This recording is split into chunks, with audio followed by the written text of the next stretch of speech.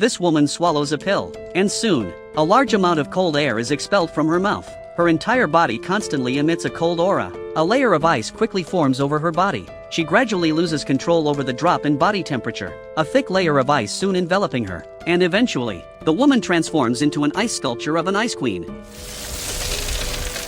It turns out that this is a magical pill recently prevalent in the United States. As long as you eat one, you can randomly unlock a kind of superpower in the body. Some people can turn into a fireman. Some people can get the magical efficacy of invulnerability, but there are also unlucky ones. The pill directly explodes in the body. It is also important to note that the superpowers brought about by the pills only can last for 5 minutes. The prevalence of the pills has led to a recent spike in crime in the United States. For example, this man gains a superpower that allows him to change his color with his surroundings, and he is able to blend perfectly into his surroundings, the superpower equivalent of invisibility. He uses this to rob a bank. The policeman notices 2 brown bags floating in the air and quickly chases after them, but he is always one step too late, and the robber has already fled onto a bus. Just as he opens the bag and is about to check it out, a cloud of red powder erupts, which turns out to be the very trap the policeman has deliberately left for him. Because of the smoke, the robber becomes especially obvious. The policeman chases him step by step. Finally, he rushes into a restaurant to pounce on him.